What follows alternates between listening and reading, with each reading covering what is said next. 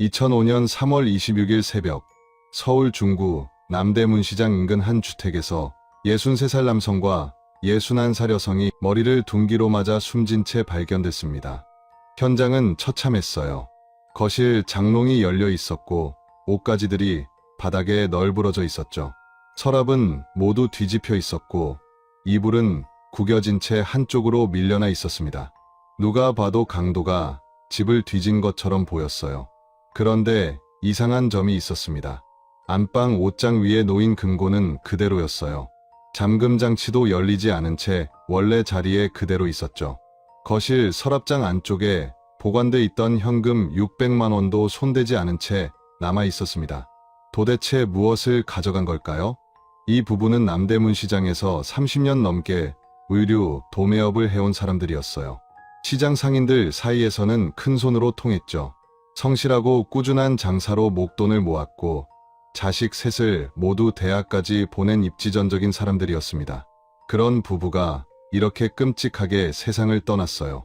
경찰이 현장을 살펴보기 시작했을 때 수사관들은 한 가지 사실을 확신했습니다. 이건 단순 강도 사건이 아니라는 거였어요. 현장은 강도가 뒤진 것처럼 꾸며져 있었지만 정작 가져갈 만한 귀중품은 하나도 사라지지 않았거든요. 그렇다면 범인은 누구일까요? 경찰은 주변 탐문을 시작했습니다. 이웃 주민들은 그날 밤 11시쯤 집 안에서 큰 소리가 났다고 증언했어요. 무언가 넘어지는 소리, 그리고 둔탁하게 부딪히는 소리가 몇 번 들렸다고 했죠. 하지만 그게 전부였습니다. 밤늦은 시각이라 골목을 지나간 사람도 없었고 수상한 인물을 목격한 사람도 없었어요. 주택가 골목은 가로등도 어두웠고 그 시간에는 인적이 드물었거든요. 현장 감식반이 집 안 곳곳을 조사했습니다. 거실 바닥에서 혈흔이 발견됐어요. 안방, 침대 옆에도 피가 튀긴 흔적이 남아 있었죠.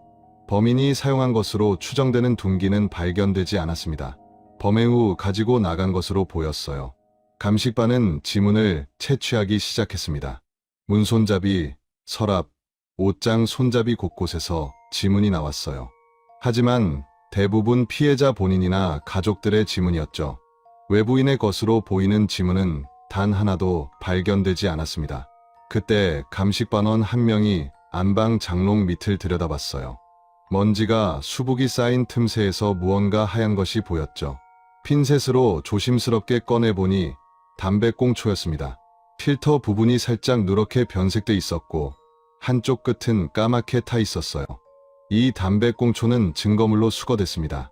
하지만 당시만 해도 이게 얼마나 중요한 증거가 될지 아무도 몰랐죠. 2005년은 아직 과학 수사 기술이 지금처럼 발전하지 않았던 시기였어요. DNA 분석은 혈액이나 체액처럼 명확한 시료가 있어야 가능했죠. 담배꽁초 같은 미세한 증거물에서 DNA를 추출하는 기술은 아직 상용화되지 않았습니다. 경찰은 가족들을 조사하기 시작했어요. 큰아들은 30살로 부모님의 의류 도매 사업을 이어받아 남대문 시장에서 일하고 있었습니다. 둘째 아들은 27살로 대기업 회사원이었어요. 막내 아들은 24살로 한동안 직장을 다니지 않고 있었죠. 이 세 아들 중 누군가가 범인일 수도 있었습니다. 아니면 정말로 외부 침입자의 소행일 수도 있었고요. 그날 밤 이 집에서는 도대체 무슨 일이 벌어진 걸까요? 강도로 위장된 이 참혹한 현장 뒤에 숨겨진 진실은 무엇이었을까요? 그리고 장롱 밑에서 발견된 그 담배꽁초는 어떻게 14년이 지난 뒤 이 사건의 열쇠가 됐을까요? 오늘의 이야기 시작 전에 잠깐만요. 구독과 좋아요를 눌러주시면 이야기를 들려드리는데 아주 큰 힘이 됩니다. 그리고 어느 지역에서 이 사연을 듣고 계시는지 댓글에 꼭 남겨주세요. 한 분 한 분 반갑게 인사드릴게요. 사건이 발생한 다음날 오전 남대문경찰서 강력반에는 비상이 걸렸습니다. 60을 넘긴 부부가 자택에서 살해당한 사건이었어요. 게다가 현장 상황이 석연치 않았죠. 강도 사건처럼 꾸며져 있었지만 정작 훔쳐간 물건은 없었으니까요. 수사팀장 박경감은 베테랑 형사였습니다. 15년 넘게 강력 사건만 다뤄온 사람이었죠. 그는 현장 사진들을 하나하나 살펴보며 고개를 저었어요. 이건 강도가 아니야.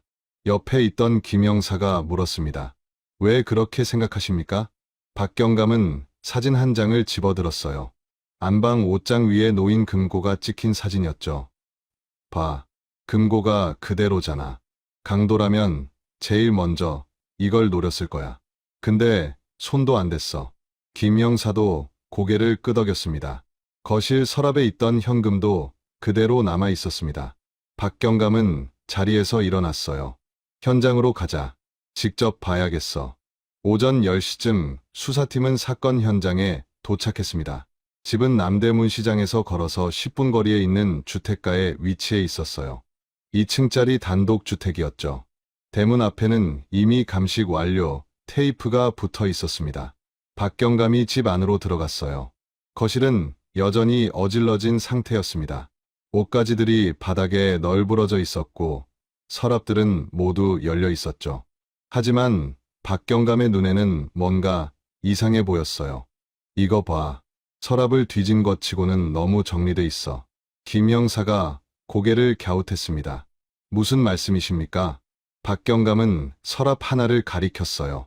진짜 강도라면 급하게 뒤지느라 물건들을 막 쏟아냈을 거야. 근데 이건 마치 일부러 어질러 놓은 것처럼 보여. 수사팀은 안방으로 이동했습니다. 침대 시트에는 핏자국이 선명하게 남아 있었어요. 베개 옆 바닥에도 피가 튀긴 흔적이 있었죠. 감식반이 채취한 혈흔은 모두 피해자들의 것으로 확인됐습니다. 박경감은 방 안을 천천히 둘러봤어요. 범행 시각이 언제였지? 김영사가 수첩을 펼쳤습니다. 이웃 주민 증언에 따르면 그날 밤 11시쯤 큰 소리가 났다고 합니다. 박경감은 창문 쪽으로 걸어갔어요. 창문은 잠겨 있었고 외부 침입 흔적은 없었습니다. 현관문은 잠금 장치가 풀려 있었습니다. 하지만 부서진 흔적은 없었고요. 박경감은 턱을 만졌습니다. 그럼 피해자가 문을 열어준 거야. 아는 사람이었다는 얘기지. 수사팀은 피해자 부부에 대해 조사하기 시작했어요. 남편 최모 씨는 63살이었습니다. 남대문 시장에서 32년 동안 의류 도매업을 해왔죠. 새벽 5시면 어김없이 시장으로 나가 저녁 8시쯤 퇴근하는 성실한 사람이었어요. 아내 김모 씨는 61살이었습니다. 남편을 도와 가게 살림을 봤죠. 장부 정리와 재고 관리를 맡았어요. 주변 상인들은 그녀를 꼼꼼하고 야무진 사람으로 기억했습니다.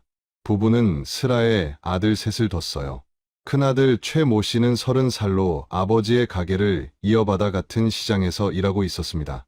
둘째 아들 최모 씨는 27살로 강남에 있는 대기업에 다니는 회사원이었죠. 그리고 막내 아들 최모 씨는 24살이었어요. 막내는 2해 전까지 작은 무역회사에 다녔지만 회사가 부도나면서 직장을 잃었습니다. 그 후로는 특별한 일을 하지 않고 있었죠. 수사팀은 가족들을 불러 조사를 시작했습니다. 첫 번째로 조사를 받은 사람은 큰아들이었어요.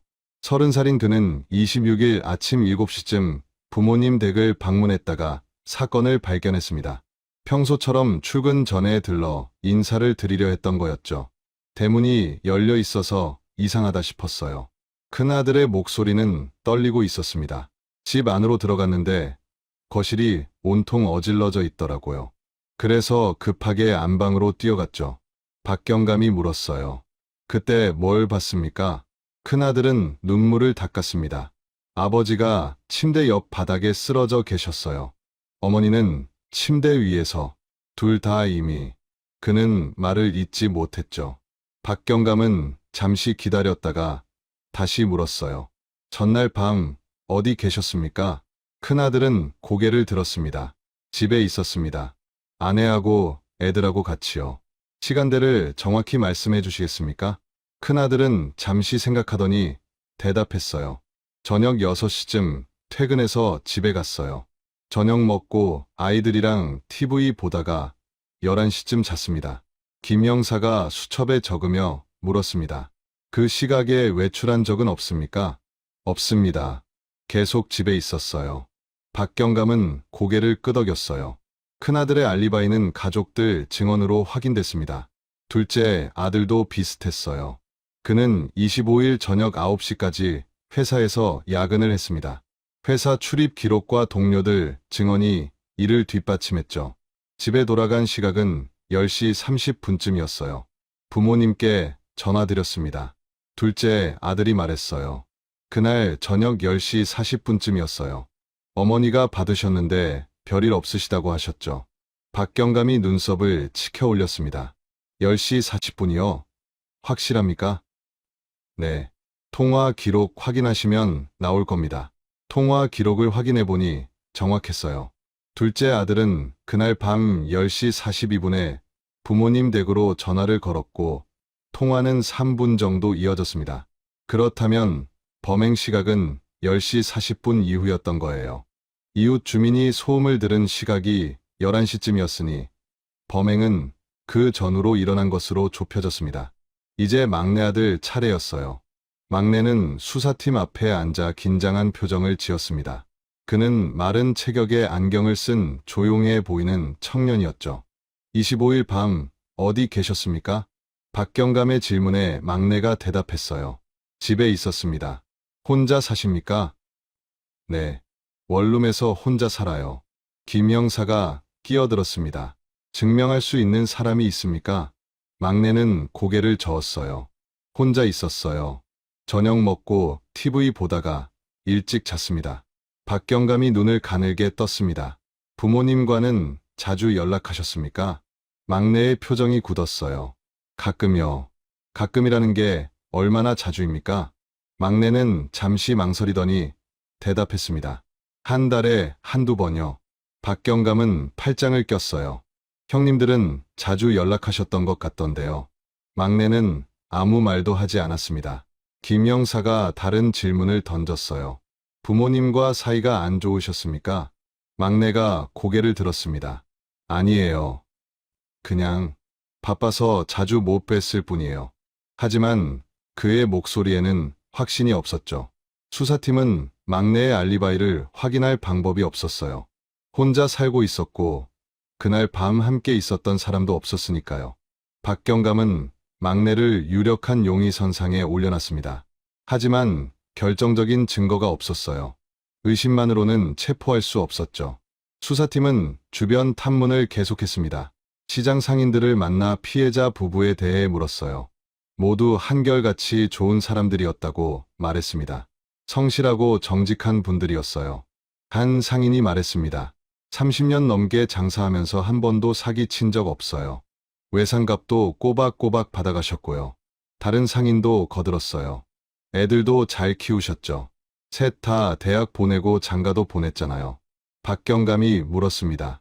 혹시 누구한테 원한을 살 만한 일이 있었습니까? 상인들은 고개를 저었어요. 전혀요. 그런 분들이 아니에요. 수사는 점점 미궁으로 빠져들었습니다. 일주일이 지났어요. 수사팀은 사건 현장을 다시 한번 꼼꼼히 살폈습니다. 혹시 놓친 증거가 있을까 싶어서였죠. 감식반장이 보고서를 들고 왔어요. 채취한 지문은 총 23개입니다. 박경감이 보고서를 받아들었습니다. 외부인 지문은 감식반장이 고개를 저었어요. 전부 피해자나 가족들 거예요. 외부인 것으로 추정되는 지문은 하나도 없습니다. 박경감은 한숨을 쉬었습니다. 혈흔은 모두 피해자들 것으로 확인됐습니다. 김 형사가 다른 증거물 목록을 넘기며 물었어요. 장롱 밑에서 나온 담배꽁초는요? 감식반장은 고개를 끄덕였습니다. 그것도 조사했어요. 필터 부분에 타액 흔적이 있기는 한데 박경감이 기대에 찬 표정으로 물었어요. DNA 분석 가능합니까? 감식반장은 난처한 표정을 지었습니다. 어렵습니다. 치료가 너무 적어요. 2005년 당시 DNA 분석 기술은 지금처럼 발전하지 않았어요. 혈액이나 체액처럼 명확한 시료가 충분히 있어야 분석이 가능했죠. 담배꽁초의 타액 같은 미세한 흔적에서 DNA를 추출하는 기술은 아직 실용화되지 않았습니다. 박경감은 아쉬움을 감추지 못했어요. 그럼 이 담배꽁초는 쓸모없다는 겁니까? 감식반장이 조심스럽게 말했습니다. 지금은 그렇습니다. 하지만 훗날 기술이 발전하면 분석할 수 있을지도 모르죠. 박경감은 담배꽁초를 증거물로 보관하라고 지시했어요. 수사팀은 막내 아들을 다시 불러 조사했습니다. 담배 피우십니까? 박경감의 질문에 막내가 고개를 저었어요. 안 피웁니다. 한 번도요? 막내는 단호하게 대답했습니다. 네. 담배는 몸에 안 좋다고 생각해서 평생 안 피웠어요. 김 형사가 현장 사진을 꺼내 보여줬어요. 그럼 이 담배꽁초는 누구 겁니까? 막내는 사진을 들여다봤습니다. 모르겠어요. 아버지 건가요? 박경감이 고개를 저었어요. 피해자분은 10년 전에 담배를 끊으셨답니다. 주변 분들 증언도 일치하고요. 막내는 어깨를 으쓱했습니다. 그럼 형들 중 한 명이거나 누가 놀러 와서 피운 거 아닐까요? 큰아들과 둘째 아들도 담배를 피우지 않는다고 확인됐어요. 그렇다면 이 담배꽁초는 누구 것일까요? 수사팀은 혹시 범인이 남긴 것이 아닐까 의심했습니다.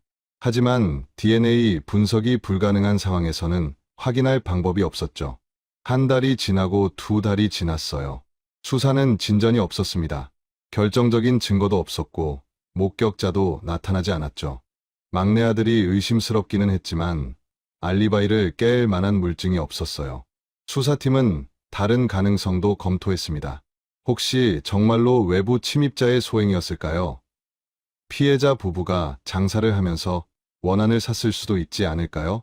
하지만 주변 조사 결과 그런 정황은 전혀 발견되지 않았어요. 3개월째 되던 날, 박경감은 팀원들을 불러 모았습니다. 이 사건은 일단 미제로 남길 수밖에 없을 것 같습니다. 김 형사가 반발했어요. 그냥 포기하시는 겁니까? 박경감은 쓴웃음을 지었습니다. 포기가 아니야. 지금으로서는 더 이상 수사할 게 없어. 새로운 증거가 나오면 다시 수사를 재개하는 거지.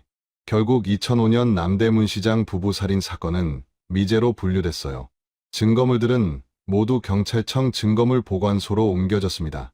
장롱 밑에서 발견된 담배꽁초도 밀봉 봉투에 담겨 보관됐죠. 세월이 흘렀습니다. 큰아들은 아버지의 가게를 정리하고 다른 일을 시작했어요. 둘째 아들은 여전히 회사를 다녔죠.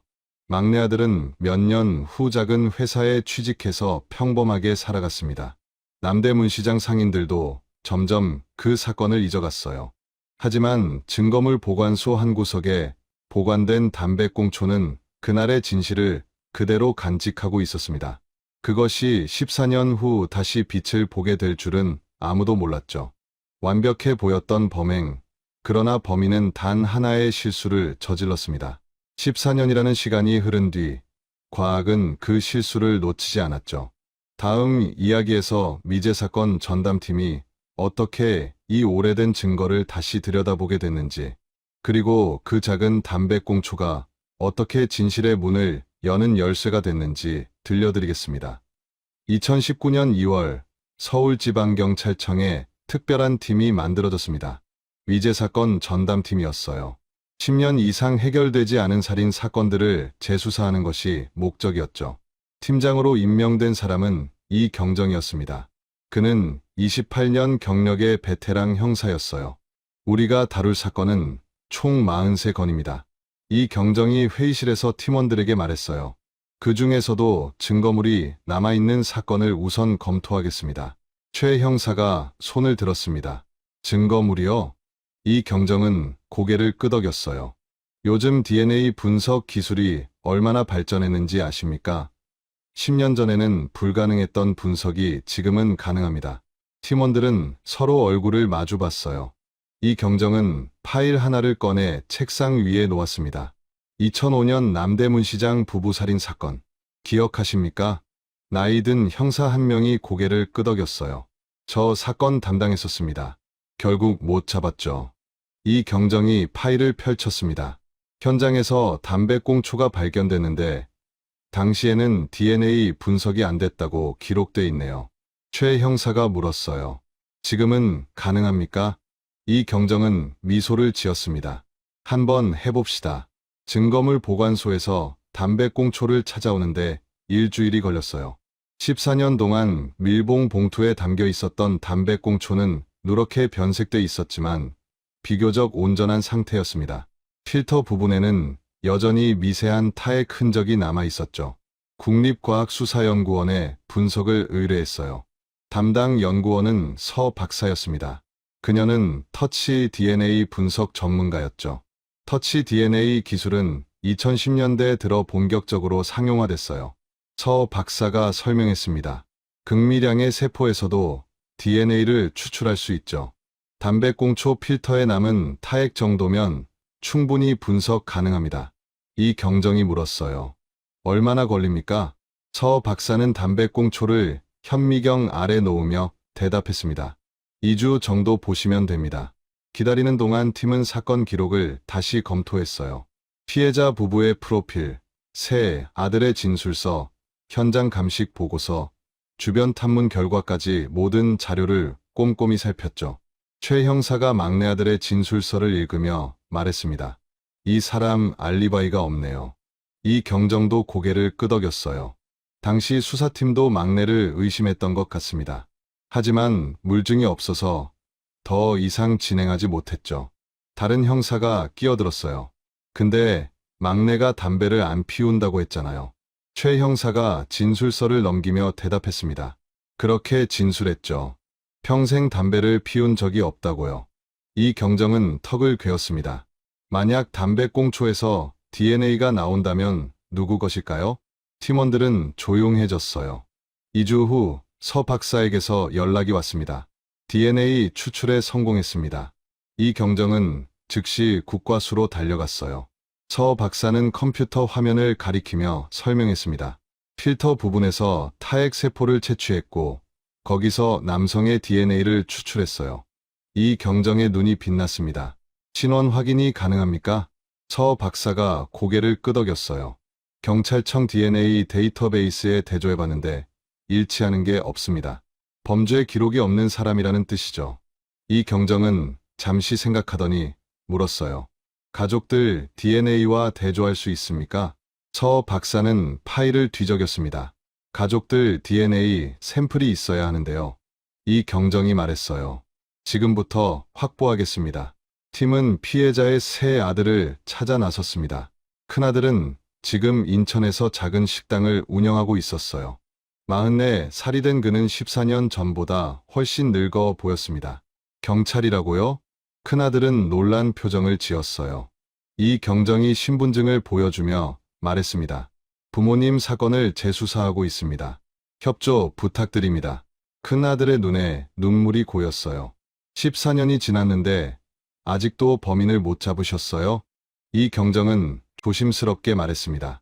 새로운 단서가 나왔습니다. DNA 샘플 채취에 협조해 주시겠습니까? 큰아들은 흔쾌히 동의했어요. 둘째 아들도 마찬가지였습니다. 그는 여전히 같은 회사에 다니고 있었죠. 41살이 된 그도 흔쾌히 DNA 채취에 응했습니다. 문제는 막내 아들이었어요. 막내는 지금 경기도 수원에 살고 있었습니다. 작은 IT 회사에 다니는 평범한 회사원이었죠. 38살이 된 그는 14년 전과 크게 달라 보이지 않았어요. 무슨 일로 오셨는지요? 막내는 경계하는 표정이었습니다. 이 경정이 설명했어요. 부모님 사건을 재수사하고 있습니다. DNA 채취가 필요합니다. 막내의 얼굴이 굳었어요. 왜 제 DNA가 필요하죠? 최 형사가 대답했습니다. 가족 모두의 DNA가 필요합니다. 비교 분석을 위해서요. 막내는 잠시 망설이다가 고개를 끄덕였어요. 알겠습니다. 하지만 그의 손은 미세하게 떨리고 있었습니다. 사흘 후 국과수에서 결과가 나왔습니다. 이 경정은 서 박사의 연구실로 달려갔어요. 서 박사는 심각한 표정으로 보고서를 건넸습니다. 일치합니다. 이 경정이 보고서를 받아들었어요. 누구입니까? 서 박사는 컴퓨터 화면을 가리켰습니다. 막내 아들입니다. 담배꽁초에서 나온 DNA와 막내 아들의 DNA가 완벽하게 일치합니다. 이 경정은 숨을 깊이 들이마셨어요. 확실합니까? 서 박사가 고개를 끄덕였습니다. 통계적 오류 가능성은 1억 분의 1입니다. 사실상 동일 인물이라고 봐야죠. 이 경정은 즉시 팀원들을 소집했어요. 막내 아들을 체포합니다. 최 형사가 물었습니다. 영장은 발부됐습니까? 이 경정이 서류를 꺼냈어요. 긴급 체포로 갑니다. DNA 증거면 충분합니다. 2019년 3월 12일 오전 8시 수원시 영통구의 한 아파트 앞에 형사 5명이 도착했습니다. 이 경정이 초인종을 눌렀어요. 문이 열리고 막내 아들이 나타났습니다. 그는 출근 준비를 하던 중이었죠. 무슨 일이십니까? 이 경정이 수갑을 꺼내며 말했어요.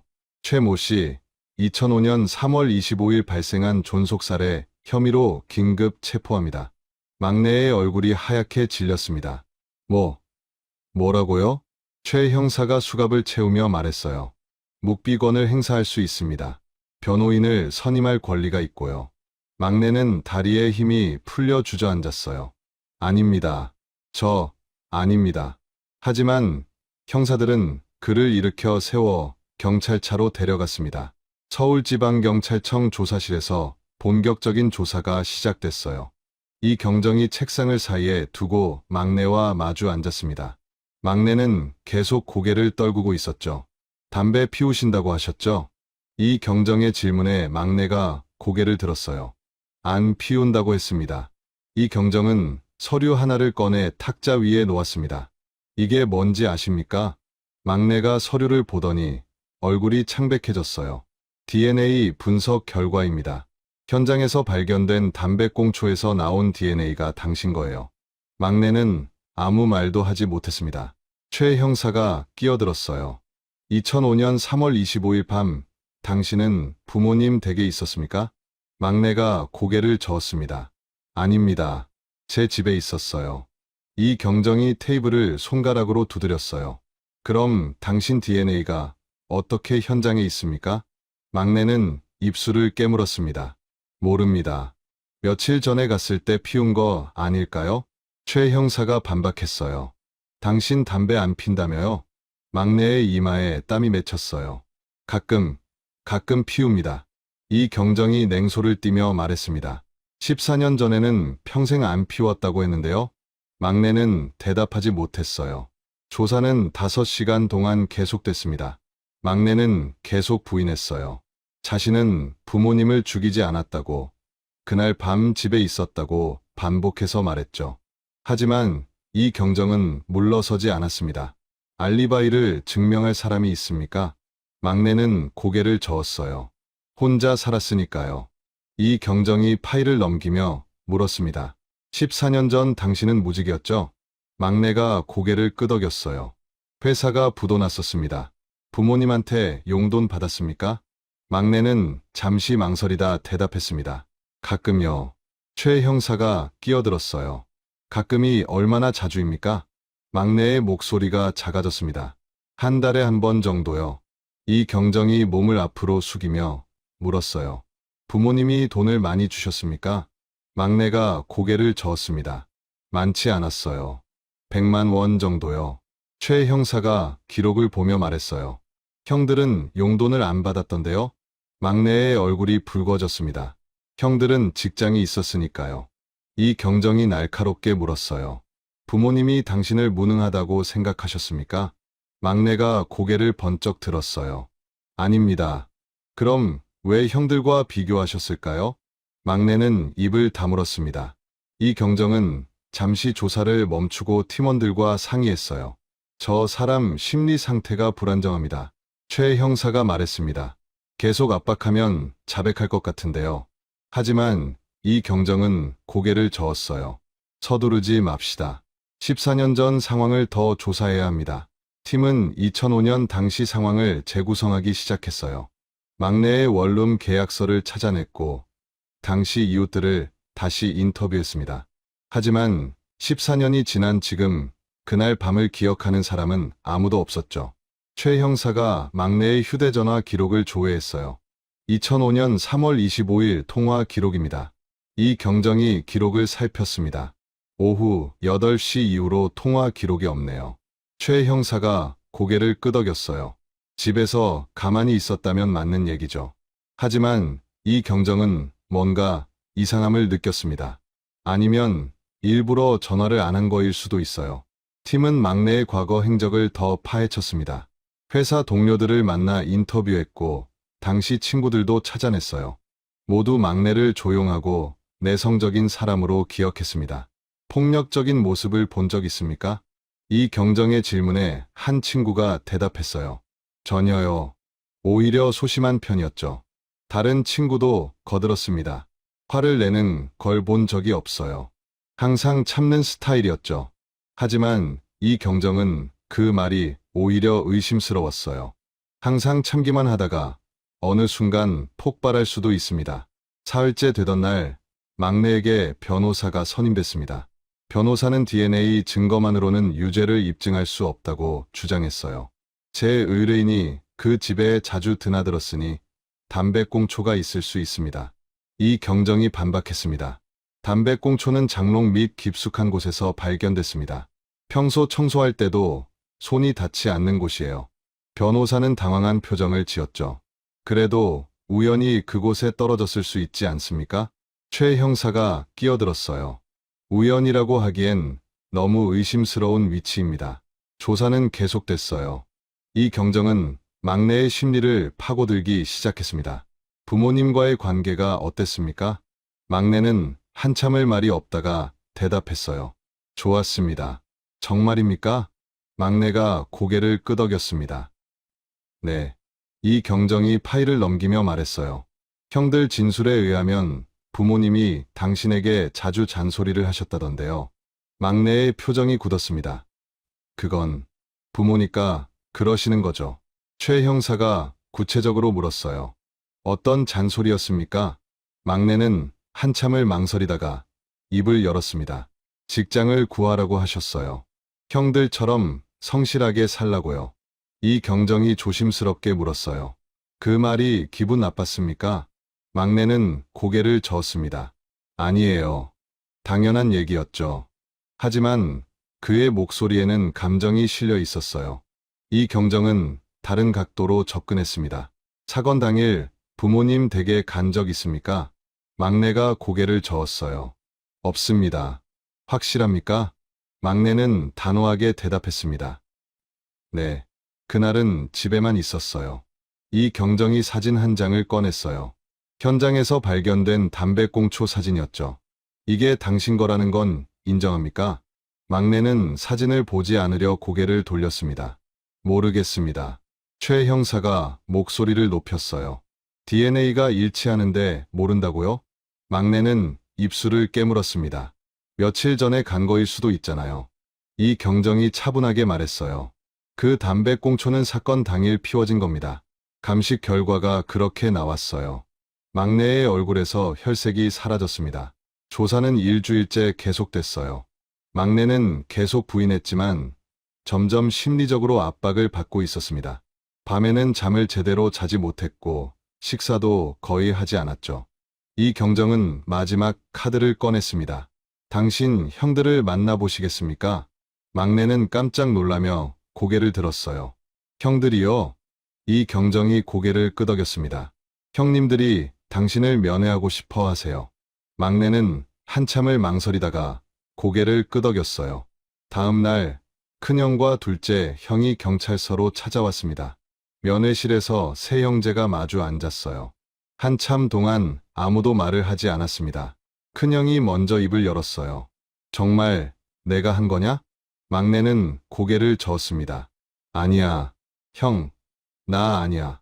둘째 형이 눈물을 흘리며 말했어요. DNA가 나왔다잖아. 이제 그만 인정해. 막내는 얼굴을 두 손으로 가렸습니다. 나 정말 아니야. 믿어줘. 큰형이 주먹으로 테이블을 쳤어요. 그럼 내 DNA가 왜 거기 있어? 말이 돼? 막내는 대답하지 못했습니다. 둘째 형이 떨리는 목소리로 물었어요. 왜 그랬어? 부모님이 뭘 잘못했길래? 막내는 고개를 들어 형들을 봤습니다. 그의 눈에도 눈물이 고여 있었죠. 형들은 몰라. 내가 얼마나. 그는 말을 잇지 못했어요. 큰형이 차갑게 말했습니다. 뭘 몰라? 부모님이 너한테 잘해주셨잖아. 용돈도 주시고 밥도 챙겨주시고. 막내가 고개를 저었어요. 그게 다가 아니었어. 둘째, 형이 물었습니다. 그럼 뭐가 문제였는데? 막내는 한참을 입을 다물고 있다가 작은 목소리로 말했어요. 항상 형들이랑 비교하셨어. 왜 형들처럼 못 사냐고. 왜 너만 그러냐고. 큰형이 한숨을 쉬었습니다. 그게 죽일 이유가 돼? 막내는 얼굴을 다시 손으로 가렸습니다. 면회는 그렇게 끝났어요. 이 경정은 면회 내용을 모두 녹음했습니다. 막내의 심리 상태를 파악하는데 중요한 단서였죠. 저 사람 내면에 뭔가 쌓여 있습니다. 최 형사가 말했어요. 이 경정도 고개를 끄덕였습니다. 이제 시간 문제입니다. 곧 자백할 겁니다. 하지만 막내는 여전히 범행을 부인했어요. 증거는 있지만 자백이 없으면 기소하기 어려운 상황이었습니다. 검사는 일단 구속영장을 청구하기로 했어요. DNA 증거만으로도 충분합니다. 담당 검사가 말했습니다. 법정에서 더 압박하면 자백할 겁니다. 2019년 3월 20일 법원은 막내에 대한 구속영장을 발부했습니다. 막내는 서울구치소로 이송됐어요. 그의 얼굴은 창백했고 눈은 초점을 잃은 것 같았습니다. 구치소 독방에 혼자 앉아있던 막내는 천천히 무너지기 시작했어요. 14년 동안 숨겨왔던 비밀의 무게가 그를 짓눌렀습니다. 그날 밤 막내는 교도관에게 말했어요. 경찰 불러주세요. 할 말이 있습니다. 담배를 피우지 않는다던 아들의 DNA가 현장 담배꽁초에서 나왔습니다. 14년 전 그날 밤 그 방에서 도대체 무슨 일이 있었던 걸까요? 형들과의 대면에서 흘러나온 그의 말, 형들은 몰라는 대체 무슨 의미였을까요? 다음 이야기에서 마침내 밝혀지는 그날 밤의 진실을 들려드리겠습니다. 2019년 3월 20일 밤 11시 서울구치소 조사실에 이경정과 최 형사가 도착했습니다. 막내는 이미 조사실에 앉아 있었어요. 그의 얼굴은 지난 며칠보다 더 수척해 보였죠. 눈 밑에는 검은 다크서클이 깊게 패여 있었습니다. 이경정이 자리에 앉으며 물었어요. 할 말이 있다고 했죠? 막내는 한참 동안 고개를 숙이고 있다가 천천히 입을 열었습니다. 제가 했습니다. 조사실에 침묵이 흘렀어요. 최 형사가 녹음기를 켜며 말했습니다. 처음부터 천천히 말씀해 주시기 바랍니다.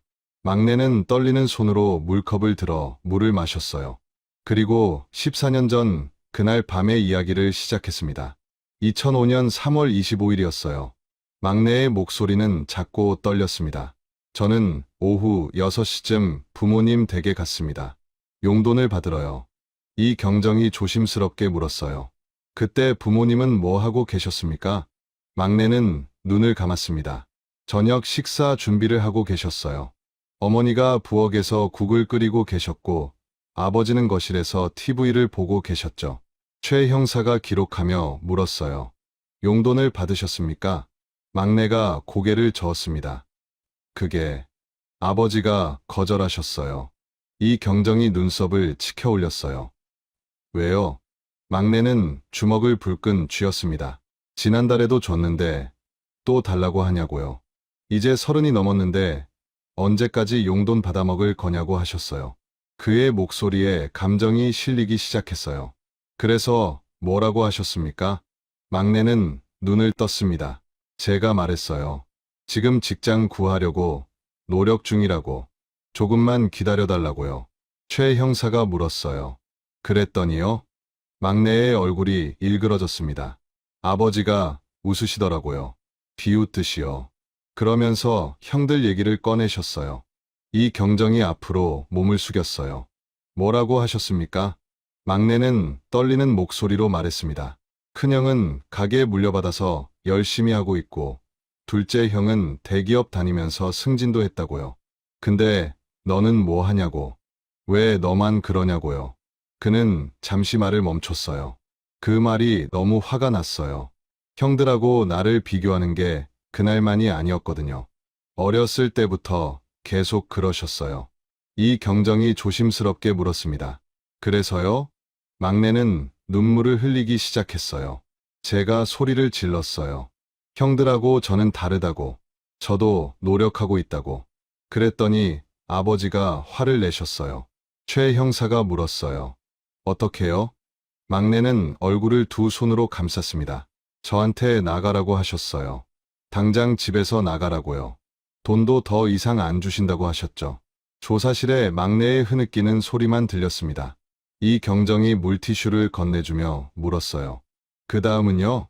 막내는 물티슈로 눈물을 닦았습니다. 어머니가 부엌에서 나오셨어요.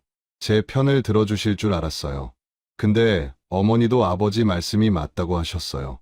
그의 목소리가 더 떨렸어요. 어머니가 말씀하셨어요. 이제 30이 넘었으면 스스로 살아야 한다고. 형들 보고 배우라고요. 막내는 고개를 들어 이 경정을 봤습니다. 그 순간 뭔가가 끊어지는 느낌이었어요. 제 안에서 뭔가가 터졌어요. 이 경정이 천천히 물었습니다. 그래서 어떻게 하셨습니까? 막내는 한참을 말없이 앉아 있다가 대답했어요. 거실에 아버지 등산용 스틱이 있었어요. 제가 그걸 집어들었습니다.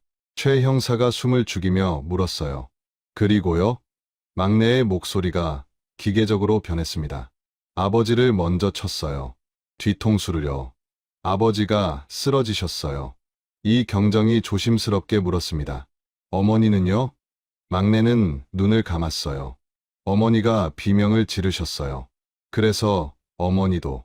그는 더 이상 말을 잇지 못했습니다. 조사실은 무겁게 침묵했어요. 한참 후 이 경정이 다시 물었습니다. 그 다음에는 뭘 하셨습니까? 막내는 떨리는 목소리로 계속 진술했어요. 정신을 차려보니 부모님이 둘 다 쓰러져 계셨어요. 피가 너무 많이 나왔어요. 최 형사가 물었습니다. 그때 뭘 생각하셨습니까? 막내가 고개를 저었어요. 아무 생각도 안 났어요. 머릿속이 하얘졌어요. 그냥 겁이 났어요. 이 경정이 차분하게 물었습니다. 그래서요? 막내는 손으로 얼굴을 문질렀어요. 강도가 들어온 것처럼 꾸며야겠다고 생각했어요. 그래서 집 안을 일부러 어질렀습니다. 최 형사가 기록하며 물었어요. 서랍을 뒤지고 옷을 꺼낸 건가요? 막내가 고개를 끄덕였습니다. 네. 근데 금고는 열 수가 없었어요. 비밀번호를 몰랐거든요. 그래서 그냥 뒀어요. 이 경정이 물었어요. 현금은 왜 안 가져갔습니까? 막내는 잠시 생각하다가 대답했습니다. 그걸 깜빡했어요. 정신이 없어서요. 최 형사가 핵심 질문을 던졌어요. 담배는 언제 피우셨습니까? 막내의 얼굴이 굳었습니다. 그게. 이 경정이 조용히 기다렸어요. 막내는 한참을 망설이다가 입을 열었습니다. 집을 어지른 다음에 안방으로 갔어요. 손을 씻으려고요. 근데 거울에 비친 제 모습을 보는데 갑자기 다리에 힘이 풀렸어요. 그는 잠시 말을 멈췄어요. 바닥에 주저앉았어요. 손이 너무 떨렸어요. 그때 주머니에서 담배가 만져졌어요. 최 형사가 물었습니다. 담배를 피우신 거군요? 막내가 고개를 끄덕였어요. 네, 진짜 담배 안 피우는 사람이었어요. 근데 그날따라 가지고 있었어요. 며칠 전에 친구가 준 건데 그냥 주머니에 넣어뒀거든요. 이 경정이 물었어요. 방 안에서 피우신 겁니까? 막내는 눈을 감았습니다. 네. 손이 떨려서 라이터를 겨우 켰어요. 담배를 피우면서 정신을 차리려고 했어요. 최 형사가 물었어요. 꽁초는요? 막내가 대답했습니다. 바닥에 버렸어요. 그리고 발로 장롱 밑으로 밀어 넣었어요. 그게 실수였네요. 이 경정은 고개를 끄덕였어요. 막내의 진술은 현장 상황과 정확히 일치했습니다. 집을 나온 시각이 언제였습니까? 막내는 잠시 생각했어요. 11시쯤이었던 것 같아요. 정확히는 기억 안 나요. 최 형사가 물었습니다. 누구 만난 사람 없습니까? 막내가 고개를 저었어요. 아무도 없었어요. 골목이 어두워서 다행이었죠. 이 경정이 다른 질문을 던졌어요. 등산 스틱은 어떻게 했습니까? 막내는 눈을 감았습니다. 집에 가져가서 씻었어요.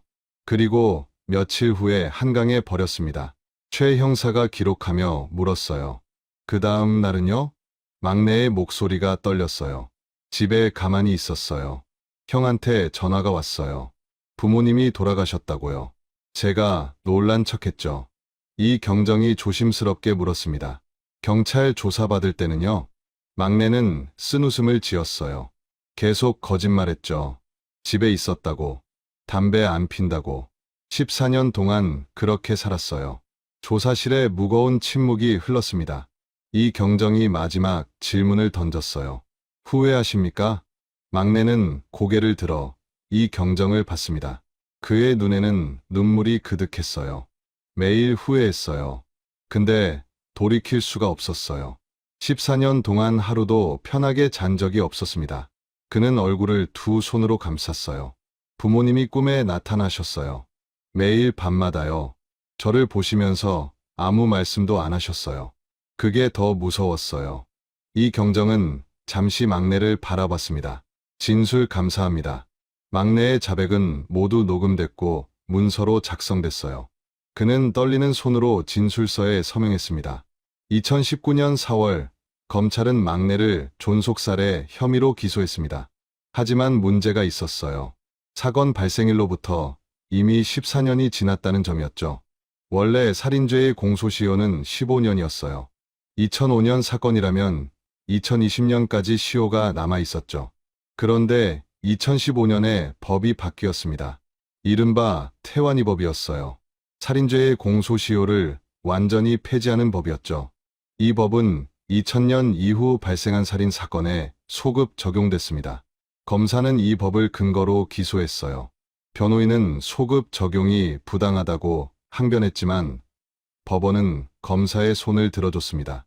살인죄는 더 이상 시효가 없다는 게 법원의 판단이었죠. 재판이 시작됐어요. 첫 공판에서 막내는 모든 혐의를 인정했습니다. 변호인도 정상 참작만을 주장했죠. 피고인은 14년간 극심한 죄책감에 시달렸습니다.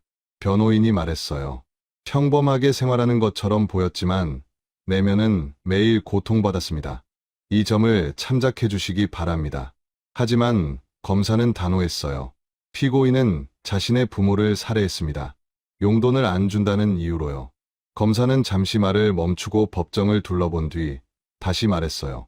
피고인은 범행 후 현장을 조작했고 14년간 거짓말로 일관했습니다. 진정한 반성은 찾아볼 수 없습니다. 큰형과 둘째 형도 법정에 증인으로 나왔어요. 큰형은 증인석에서 눈물을 흘렸습니다. 부모님은 막내한테도 잘해주셨어요. 용돈도 주시고 밥도 챙겨주셨죠. 근데 그는 말을 잇지 못했어요. 둘째 형도 비슷했습니다. 저희 부모님은 평생 성실하게 사셨어요. 30년 넘게 시장에서 장사하시면서 우리 셋을 키우셨죠. 그런 분들이 이렇게 돌아가시다니. 그는 흐느꼈어요. 재판은 석 달 동안 계속됐습니다. 국과수 감정서가 제출됐어요. 담배꽁초 DNA 분석 결과였죠. 막내의 DNA와 99.9% 일치한다는 내용이었습니다. 현장 사진과 부검 기록도 제출됐어요. 피해자들은 둔기로 머리를 여러 차례 맞아 사망했다는 소견이었죠.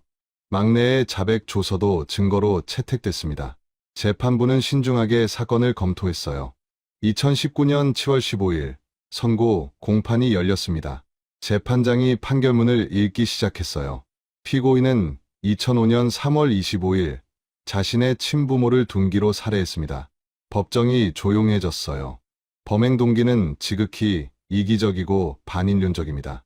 용돈을 받지 못한다는 이유로 생명의 은인인 부모를 살해한 것은 용납될 수 없습니다. 재판장은 잠시 말을 멈췄어요.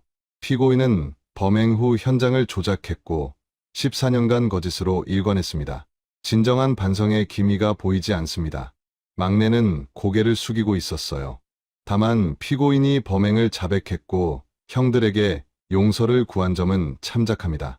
재판장이 판결문 마지막 장을 펼쳤어요. 피고인 최모에게 징역 25년을 선고합니다. 법정에서 한숨 소리가 들렸어요. 막내는 그대로 주저앉았습니다. 교도관들이 그를 부축해 일으켰죠. 큰형과 둘째 형은 방청석에서 울고 있었어요. 판결은 확정됐습니다. 막내는 항소를 포기했어요. 20년 후면 58살이 되는 나이였죠. 그는 교도소로 이송되며 형들에게 마지막 말을 남겼습니다. 형들, 미안해. 정말 미안해. 큰형은 아무 대답도 하지 않았어요. 둘째 형은 고개를 돌렸죠. 2019년 8월, 사건은 완전히 종결됐습니다. 14년 동안 미제로 남았던 남대문 시장 부부 살인 사건은 그렇게 막을 내렸어요. 장롱 밑에서 발견된 작은 담배꽁초 하나가 진실을 밝혀낸 것이었죠. 이 경정은 사건 종결 후 인터뷰에서 말했습니다. 과학 수사 기술의 발전이 이 사건을 해결했습니다. 14년 전에는 불가능했던 분석이 지금은 가능해졌죠. 그는 잠시 말을 멈췄어요. 하지만 무엇보다 중요한 건 증거를 포기하지 않고 보관한 것입니다. 언젠가는 진실이 밝혀질 거라는 믿음으로요. 서 박사도 소감을 밝혔어요. 터치 DNA 기술은 앞으로 더 많은 미제 사건을 해결할 겁니다.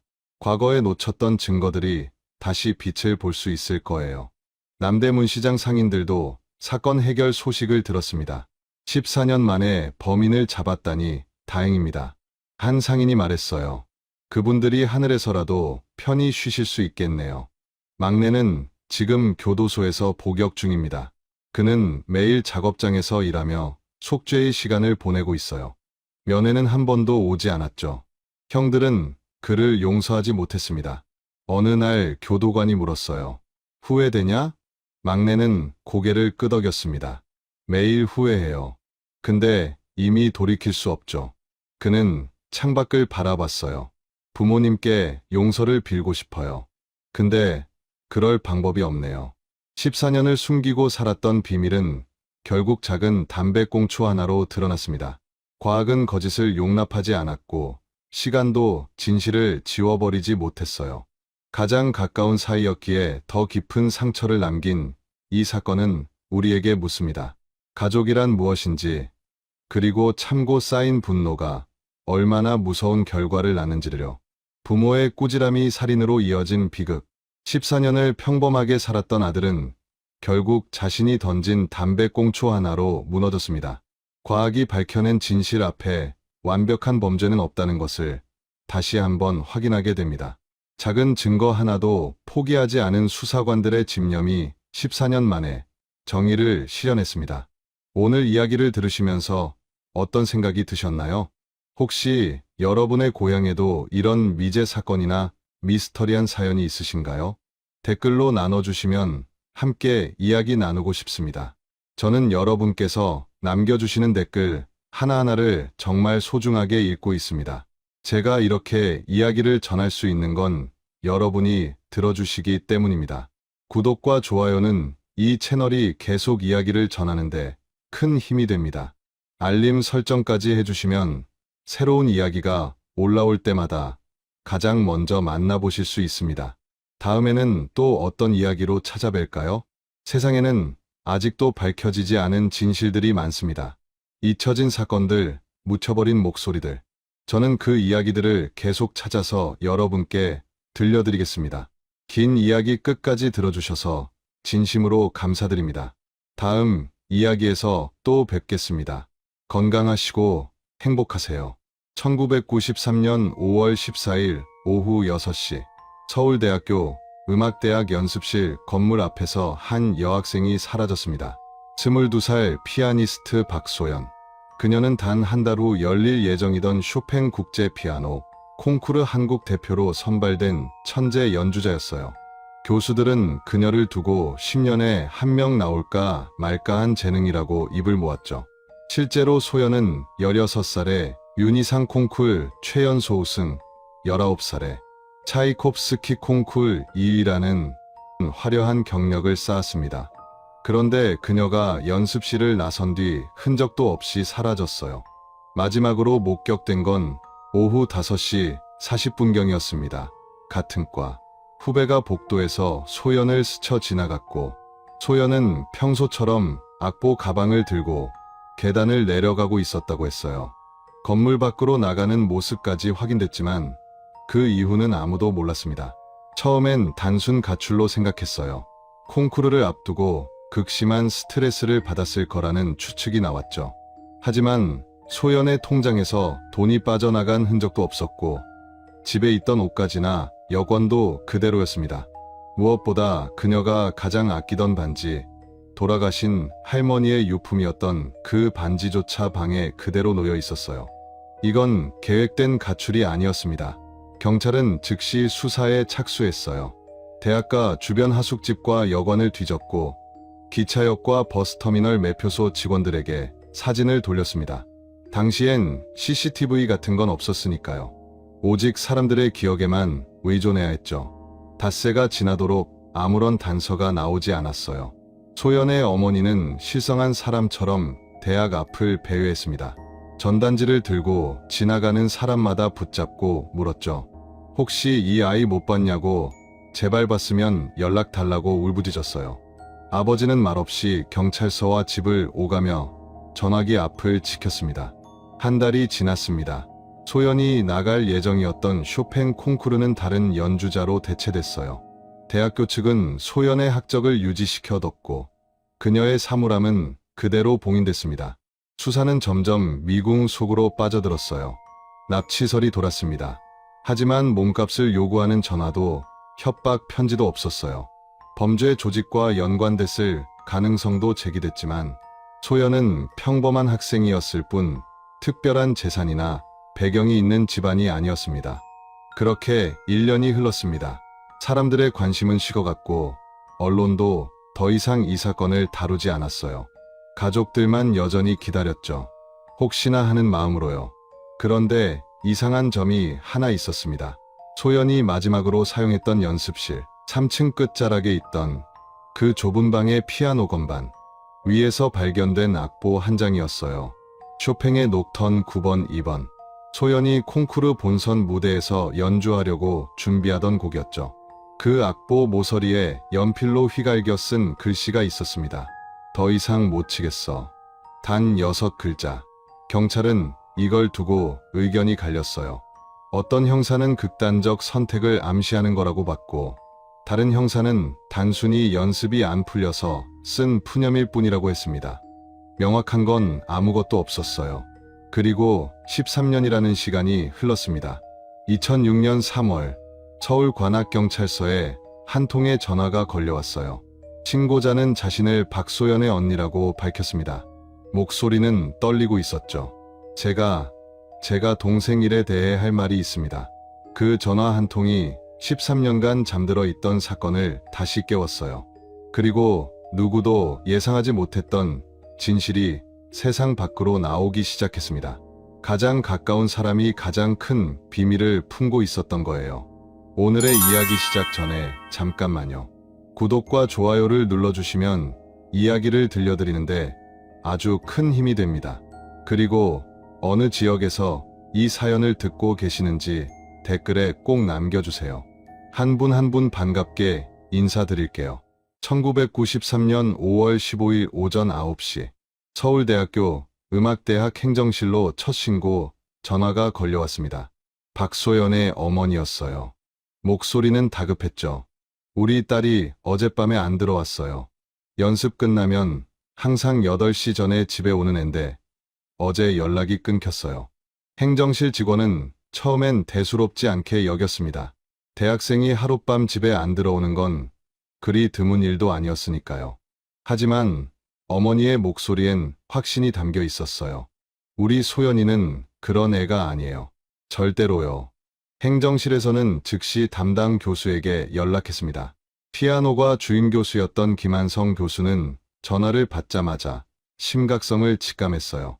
소연은 한 달 후 폴란드로 떠날 예정이었고 매일같이 10시간 이상 연습실에 틀어박혀 지내던 학생이었습니다. 소연이가 무단으로 결석할 리 없어요. 당장 확인해 봐야겠습니다. 김 교수는 직접 연습실 건물로 향했어요. 3층 끝에 있는 소연의 전용 연습실 문을 두드렸지만 대답이 없었습니다. 열쇠로 문을 열었을 때 방 안은 텅 비어 있었어요. 다만 피아노 위에 악보 한 장이 펼쳐져 있었죠. 쇼팽 녹턴 9번 2번. 악보 귀퉁이에는 연필로 휘갈긴 글씨가 있었습니다. 더 이상 못 치겠어. 김 교수는 그 글씨를 보고 가슴이 철렁 내려앉았어요. 하지만 아직 단정 지을 순 없었습니다. 혹시 몸이 아파서 쉬고 있을 수도 있고 잠깐 바람 쐬러 나갔을 수도 있었으니까요. 오전 10시 관악경찰서에 정식 실종 신고가 접수됐습니다. 신고자는 아버지 박정수였어요. 51살의 중학교 교사였던 그는 떨리는 손으로 신고서를 작성했습니다. 딸이 어제 저녁부터 연락이 안 됩니다. 제발 찾아주세요. 담당 형사는 이선규였습니다. 45살의 베테랑 형사였죠. 그는 신고 내용을 들으며 몇 가지 질문을 던졌어요. 따님이 평소에 가출하거나 집을 나간 적 있습니까? 단 한 번도 없습니다. 최근에 남자친구 문제나 학교 생활에 어려움은 없었나요? 딸은 피아노만 쳤습니다. 다른 건 관심도 없었어요. 이선규 형사는 고개를 끄덕였어요. 하지만 내심 이건 가출일 거라고 생각했습니다. 22살 여대생이 하루 이틀 집을 비우는 건 흔한 일이었으니까요. 그래도 일단은 절차대로 수사를 시작했습니다. 오후 2시 형사들이 서울대 캠퍼스에 도착했어요. 가장 먼저 찾아간 곳은 음대 건물이었습니다. 소연이 마지막으로 목격된 장소였죠. 건물 관리인 최민호는 62살의 노인이었어요. 그는 형사들에게 차분하게 말했습니다.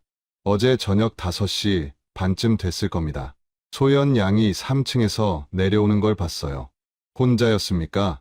네, 혼자였습니다. 항상 그랬듯이요. 표정이나 걸음걸이는 어땠습니까? 최민호는 잠시 생각에 잠겼어요. 평소와 다를 바 없었습니다. 다만 악보 가방을 한 손에 들고 있었는데 좀 무거워 보였어요. 가방이 한쪽으로 기울어져 있었거든요. 형사들은 연습실로 올라갔습니다. 3층 복도는 좁고 어두웠어요. 형광등 몇 개가 깜빡거리고 있었죠. 소연의 연습실은 복도 끝 왼쪽에 있었습니다. 문을 열자 좁은 방 안에 업라이트 피아노 한 대가 놓여 있었어요. 벽면엔 소연이 붙여놓은 연주회 포스터들이 빼곡했습니다.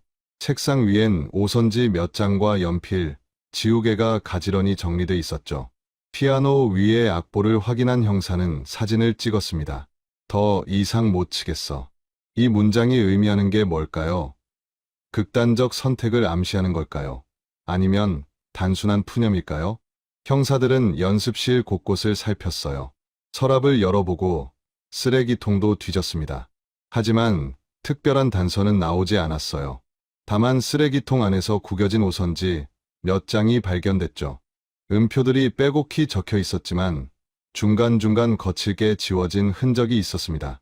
오후 4시 형사들은 소연과 같은 과 학생들을 불러 모았어요. 피아노과 3학년 학생은 모두 12명이었습니다. 한 명 한 명 개별 면담을 진행했죠. 첫 번째로 만난 건 같은 반 학생 윤지혜였어요. 21살의 여학생이었습니다. 소연 언니는 항상 조용했어요. 말수가 적고 연습 외에는 다른 거에 관심이 없었죠. 친한 친구는 없었나요? 윤지혜는 고개를 저었습니다. 언니는 누구하고도 깊게 지내지 않았어요. 점심도 혼자 먹고 쉬는 시간에도 연습실에만 있었으니까요. 남자친구는요? 없었을 겁니다. 적어도 제가 아는 한은요. 두 번째 면담 대상은 후배 강민수였어요. 2학년 학생이었죠. 어제 저녁 5시 40분쯤 복도에서 소연 선배님을 봤습니다. 형사는 몸을 앞으로 기울였어요. 어디로 가고 있었습니까? 계단 쪽으로 내려가고 있었어요. 저한테 가볍게 고개만 끄덕이고 지나갔습니다. 표정은 어땠나요? 강민수는 잠시 망설였습니다. 평소와 같았어요. 무표정했죠. 선배님은 항상 그랬으니까요. 세 번째로 만난 건 같은 학년 남학생 정우진이었어요. 소연이는 천재였습니다. 우리 중 누구도 그 애를 따라갈 수 없었어요.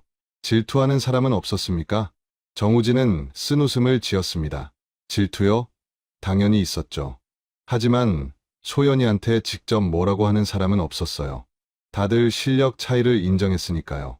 오후 6시 형사들은 소연의 집으로 향했습니다. 관악구 봉천동에 있는 낡은 다세대 주택이었어요. 2층 끝 집에 박소연의 가족이 살고 있었죠. 현관문을 열자 좁은 거실이 나왔습니다. 어머니 김영숙은 48살이었어요. 눈이 퉁퉁 부어 있었죠. 아버지 박정수는 소파에 앉아 전화기만 바라보고 있었습니다. 따님, 방을 좀 봐도 되겠습니까? 부모는 고개를 끄덕였어요. 소연의 방은 4평 남짓한 작은 공간이었습니다. 책상과 옷장, 작은 침대가 전부였죠. 벽면에는 베토벤과 쇼팽의 초상화 포스터가 붙어 있었어요. 형사들은 옷장을 열어봤습니다. 옷가지들이 가지런히 정리돼 있었어요. 서랍을 확인했을 때 통장과 도장이 그대로 있었습니다. 여권도 서랍 안에 있었죠. 계획된 가출은 아닌 것 같습니다. 이선규 형사가 중얼거렸어요. 책상 서랍을 열자 일기장 한 권이 나왔습니다. 형사는 부모의 허락을 받고 일기장을 펼쳤어요. 가장 최근 날짜는 5월 12일이었습니다. 콩쿠르가 한 달도 안 남았다. 손가락이 말을 안 듣는다. 왜 이렇게 안 되는 걸까? 더 열심히 해야 한다. 그 다음 페이지는 비어 있었어요. 형사는 일기장을 앞쪽부터 천천히 넘겼습니다. 대부분 연습 일지 같은 내용이었어요. 감정을 드러내는 문장은 거의 없었죠. 3월 5일. 오늘 8시간 연습. 쇼팽 녹턴 템포 조절 연습. 3월 18일. 김 교수님께 레슨 받음. 손목 각도 교정 필요. 4월 2일. 연습실 피아노 조율 완료. 내일부터 본격적으로 콩쿠르 곡 연습. 감정적인 문장은 딱 한 군데 있었습니다.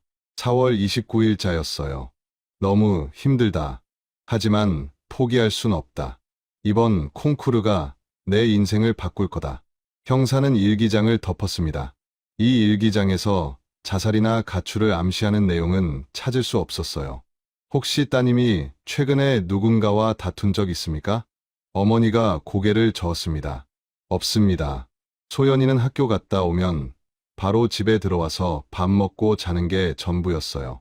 친구들 만나러 나간 적도 거의 없었고요. 가족 중에 소연 씨와 갈등이 있던 분은요? 어머니는 잠시 망설이다가 입을 열었어요. 큰딸이 하나 더 있습니다. 소연이 언니예요. 언니분도 음대생입니까? 네. 같은 학교 같은 과예요. 4학년이고요. 형사는 메모를 했습니다. 지금 어디 계십니까? 자기 방에 있어요. 어머니가 안쪽 방문을 두드렸습니다. 잠시 후 문이 열렸어요. 25살의 여자가 나왔습니다. 박수진이었어요. 수진은 형사를 보자 눈을 피했습니다. 동생과 마지막으로 대화한 게 언제죠? 그저께요. 5월 13일 저녁이었어요. 무슨 얘기를 나눴습니까? 수진은 잠시 침묵했습니다. 별거 없었어요. 그냥 연습 잘하라고 했죠. 동생이 평소와 다른 모습은 없었나요? 없었어요. 늘 그랬듯이 조용했어요. 형사는 수진의 표정을 살폈습니다. 뭔가 불편해 보였어요. 하지만 딱히 의심할 만한 건 없었죠. 혹시 동생이 어디 갈 만한 곳 아십니까? 모르겠어요. 수진은 짧게 대답하고는 다시 방으로 들어갔습니다. 오후 8시. 형사들은 대학 주변 원룸과 하숙집을 돌기 시작했어요. 소연이 혹시 친구 집에 머물고 있을 가능성을 확인하기 위해서였죠. 하지만 아무도 소연을 본 사람이 없었습니다. 다음 날 5월 16일. 수사는 본격화됐어요. 경찰은 대학 주변 상인들에게 소연의 사진을 돌렸습니다. 분식집 주인, 문방구 사장, 편의점 알바생까지 모두 만나 물었죠. 이 학생 어제 저녁에 본 적 있습니까? 대부분 고개를 저었어요. 소연이라는 학생을 아예 모르거나 본 기억이 없다고 했습니다. 그런데 한 곳에서 실마리가 나왔어요. 대학 정문 앞 분식집 사장 이경숙이었습니다. 53살의 아주머니였죠. 그 학생 알아요. 가끔 떡볶이 사 가던 앤데 5월 14일 저녁에 봤습니까? 이경숙은 고개를 끄덕였어요. 네, 봤어요. 6시 조금 넘어서였을 거예요. 떡볶이 한 줄 포장해 갔어요. 형사는 긴장했습니다. 혼자였습니까? 네, 혼자였어요. 어느 방향으로 갔는지 보셨나요? 버스 정류장 쪽으로 걸어가던데요. 형사들은 즉시 버스 정류장으로 향했습니다. 정류장 앞 슈퍼 주인에게 물었지만 아무도 소연을 기억하지 못했어요. 5월 17일. 경찰은 기차역과 버스터미널로 수사 범위를 넓혔습니다. 서울역, 영등포역, 남부터미널, 강남터미널까지 직원들에게 사진을 보여줬어요. 하지만 아무도 소연을 본 사람이 없었습니다. 당시에는 CCTV도 없었고 교통카드도 없었어요. 오직 사람들의 기억에만 의존해야 했죠. 그리고 그 기억이라는 건 너무나 불확실했습니다. 5월 20일, 언론에서 이 사건을 다루기 시작했어요. 서울대 천재 피아니스트 실종이라는 제목으로 기사가 나갔죠. TV 뉴스에서도 짧게 보도됐습니다. 국제 콩쿠르를 앞둔 유망한 피아니스트가 일주일째 실종 상태입니다. 제보 전화가 몇 건 들어왔어요. 하지만 대부분 착오였습니다. 비슷하게 생긴 다른 여학생을 봤다거나 전혀 관계없는 정보들이었죠. 그런데 5월 22일, 흥미로운 제보가 하나 들어왔습니다. 신고자는 음대 건물 근처에서 청소 일을 하는 59살 여성 박순이었어요. 그녀는 떨리는 목소리로 말했습니다. 5월 14일 저녁에 이상한 걸 봤어요. 무엇을 보셨습니까? 음대 건물 뒤편 쓰레기 집화장 근처였어요. 6시 반쯤 됐을 거예요. 거기서 두 사람이 얘기하는 걸 봤거든요. 형사는 자세를 고쳐 앉았습니다. 두 사람이요? 네, 둘 다 여자였어요. 한 명은 키가 작고 머리가 긴 학생이었고 다른 한 명은 좀 더 키가 큰 학생이었어요. 얼굴을 봤습니까? 박순이는 고개를 저었어요. 거리가 좀 멀었어요. 한 20m쯤 떨어져 있었거든요. 그리고 날이 어두워지고 있을 때라서요. 무슨 얘기를 나누는지 들었습니까? 목소리가 크진 않았는데 분위기가 좀 이상했어요. 둘이 뭔가 다투는 것처럼 보였거든요. 다투다니요? 한 명이 손을 휘두르는 것 같았어요. 화난 것처럼요. 형사는 즉시 메모를 했습니다. 그 후에 어떻게 됐습니까? 잘 모르겠어요. 제가 청소 도구를 가지러 잠깐 다른 데 갔다가 다시 왔을 땐 아무도 없었거든요. 두 사람 중 한 명이 박소연 씨일 가능성이 있습니까? 박순이는 확신하지 못했어요.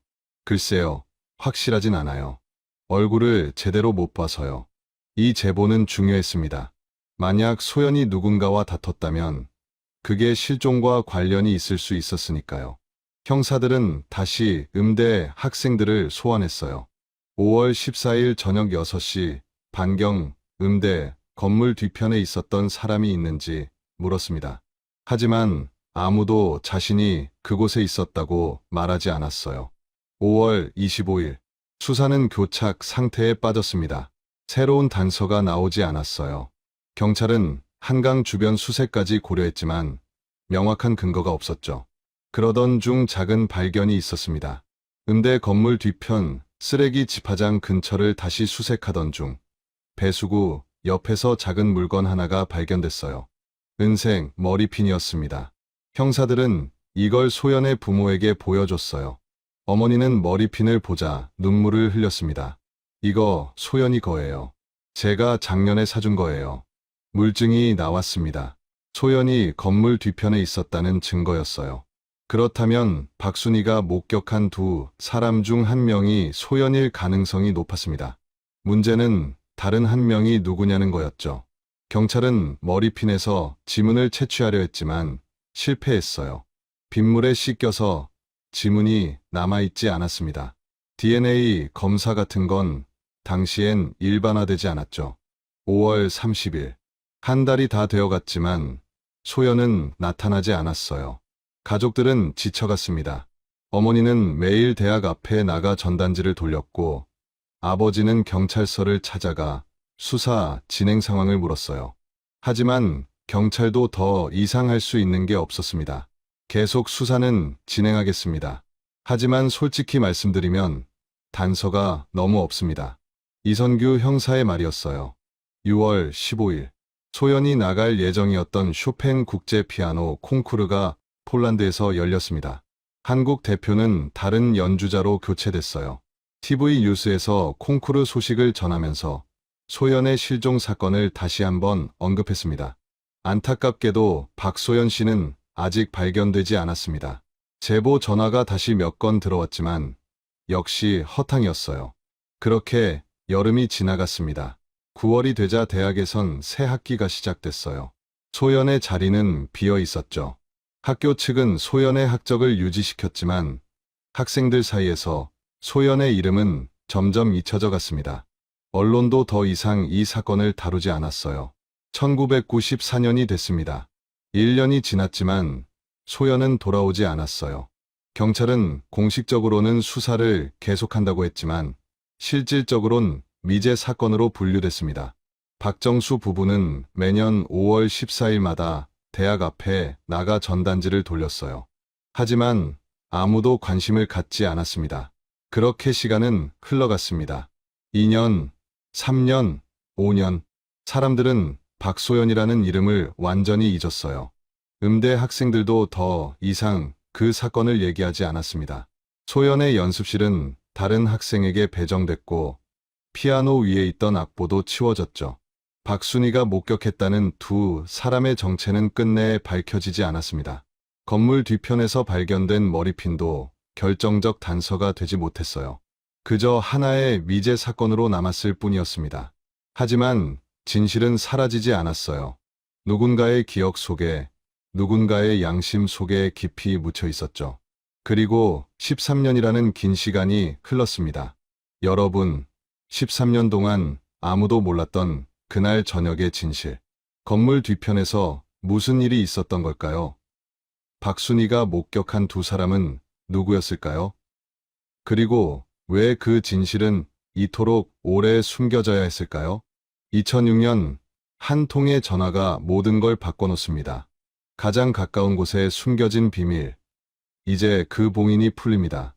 2006년 3월 7일 오전 10시 관악경찰서 2층 형사과 사무실로 한 통의 전화가 걸려왔습니다.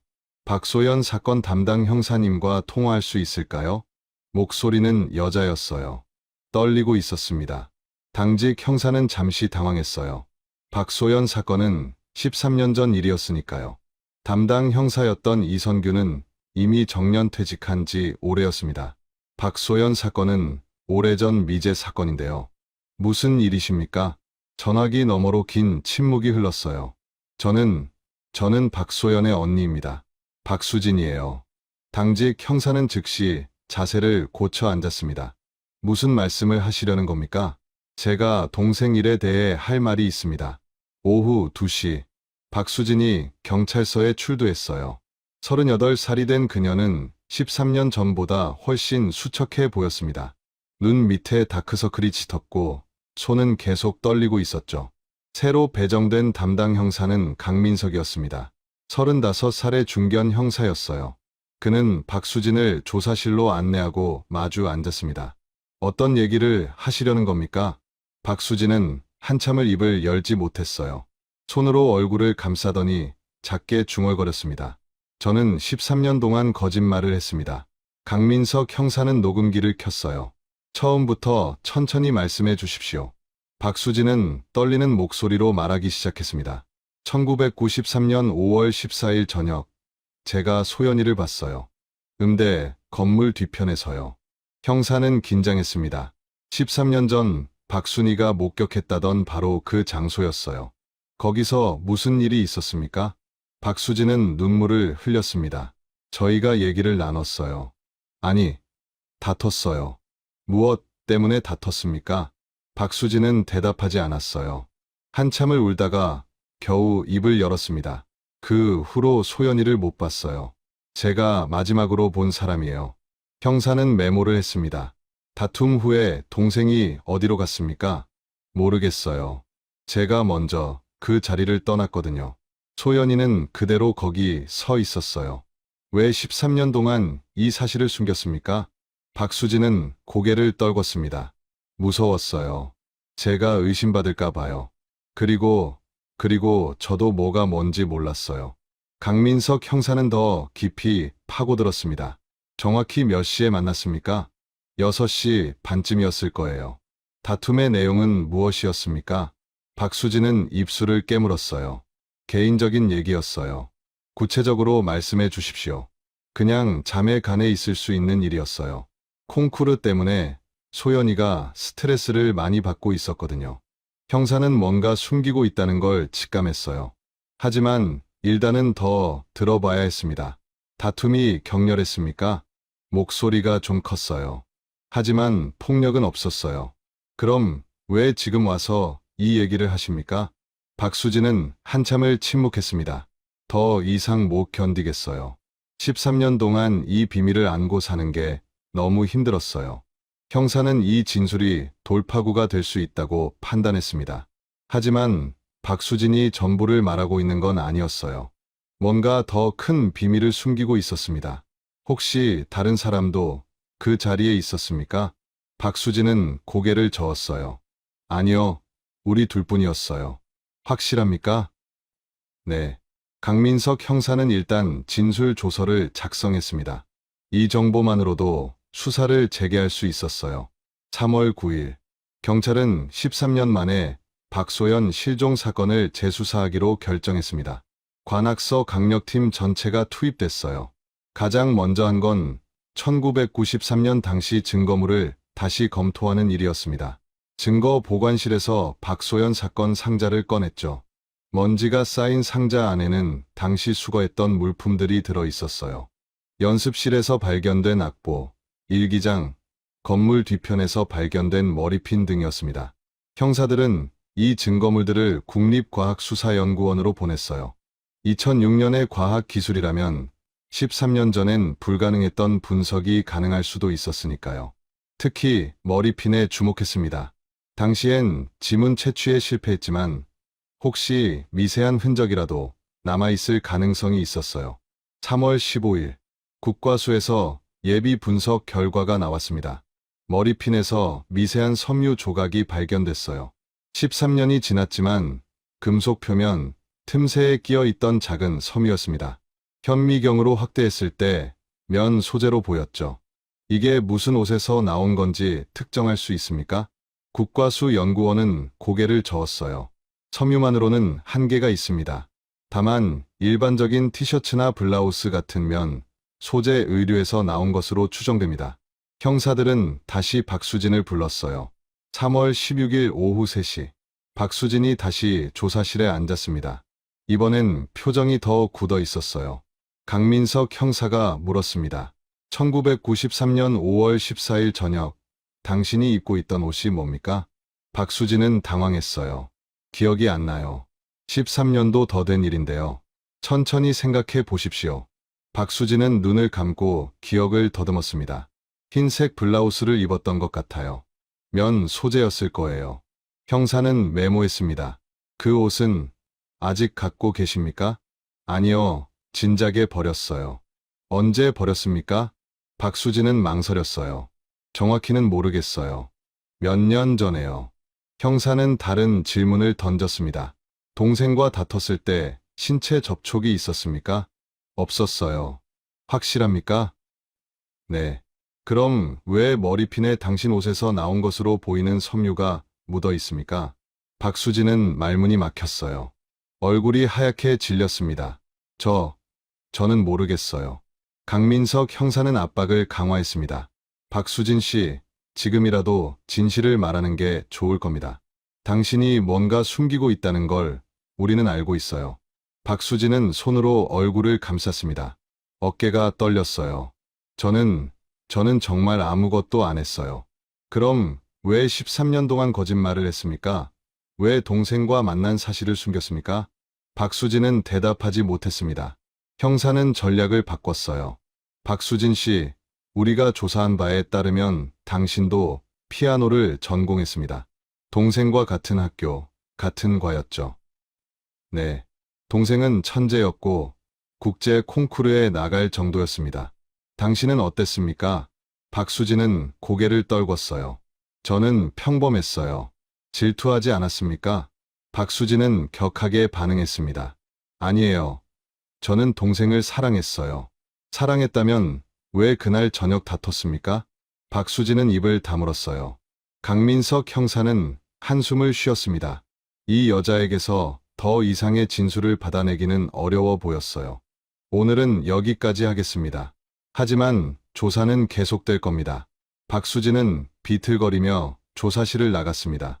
3월 20일, 형사들은 다른 방향에서 접근하기로 했어요.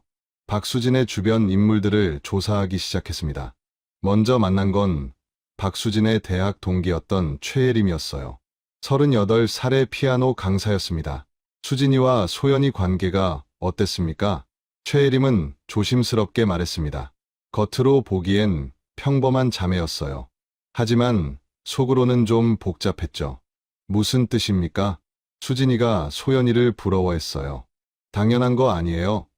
동생은 천재고 언니는 평범하니까요. 질투가 심했습니까? 최혜림은 고개를 끄덕였어요.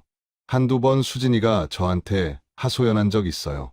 왜 자기는 아무리 연습해도 동생만 못하냐고요. 부모님도 소연이만 챙긴다고 서러워했어요.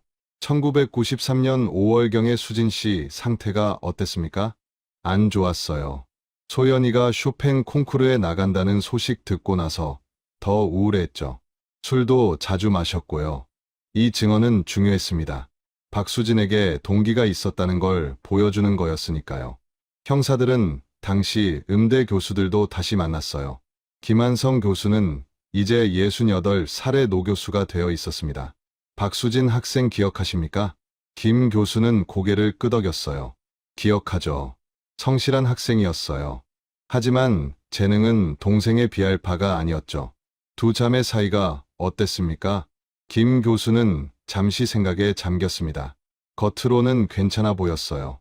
하지만 한 번은 이상한 걸 목격했습니다. 무엇을 보셨습니까? 1993년 4월경이었을 거예요. 복도에서 두 자매가 얘기하는 걸 봤는데 수진이 얼굴이 굳어 있더군요. 소연이가 뭐라고 하자 수진이가 돌아서서 가버렸어요. 무슨 대화였는지 들으셨습니까? 아니요. 멀리서 봤을 뿐이에요. 3월 25일 국과수에서 추가 분석 결과가 나왔습니다. 건물 뒤편 배수구 아래 콘크리트 구조물 틈새를 재수색했는데 빗물이 스며들지 않은 밀폐 공간에서 미세한 혈흔 반응이 검출됐어요. 13년이 지났지만 콘크리트에 스며든 흔적이 보존돼 있었습니다. 혈액형을 특정할 수 있습니까? A형으로 추정됩니다. 박소연의 혈액형이 A형이었어요. 형사들은 긴장했습니다. 이건 그 장소에서 뭔가 일어났다는 증거였어요. DNA 검사는 가능합니까? 치료가 너무 적고 오래돼서 완전한 DNA 프로파일을 얻기는 어렵습니다. 하지만 부분적으로는 가능할 수도 있어요. 3월 28일 박수진을 다시 소환했습니다. 강민석 형사는 책상 위에 국과수 보고서를 펼쳐 놓았어요. 박수진 씨, 건물 뒤편에서 혈흔이 발견됐습니다. 박수진의 얼굴이 창백해졌어요. 그게 소연이 거라는 증거는 없잖아요. A형 혈액입니다. 동생과 같은 혈액형이죠. 박수진은 떨기 시작했습니다. 저는 몰라요. 저는 정말 몰라요. 그날 저녁 정확히 무슨 일이 있었습니까? 박수진은 울음을 터뜨렸어요. 저는 그냥 얘기만 했어요. 다툰 거예요. 그게 다예요. 다툼 과정에서 동생이 다쳤습니까? 아니에요. 그럼 왜 혈흔이 있습니까? 박수진은 대답하지 못했습니다. 강민석 형사는 다시 압박했어요. 박수진 씨, 지금 협조하지 않으면 당신은 살인 용의자가 될 겁니다. 그 말에 박수진은 완전히 무너졌어요. 제가 실수로 밀쳤어요. 조사실 안에 침묵이 흘렀습니다. 강민석 형사는 천천히 물었어요. 어떻게 밀었습니까? 박수진은 떨리는 목소리로 말했습니다. 그날 저녁 소연이한테 화가 났어요. 동생이 콩쿠르 얘기만 하는 거예요. 자기가 얼마나 긴장되는지, 얼마나 연습이 힘든지만 얘기했죠.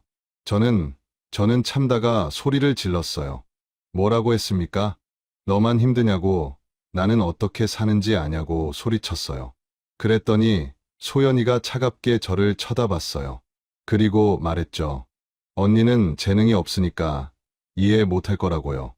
형사는 메모를 계속했습니다. 그 다음엔요? 저도 모르게 소연이를 밀쳤어요. 세 개는 아니었어요. 정말로요. 그냥 화가 나서 손으로 어깨를 밀었을 뿐이에요. 그래서요?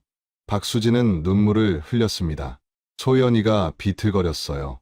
뒤에 배수구 콘크리트 턱이 있었는데 거기에 발을 헛디뎠어요. 넘어지면서 손바닥을 찢었어요. 얼마나 다쳤습니까? 많이는 아니었어요. 손바닥에서 피가 좀 났지만 심각한 건 아니었어요.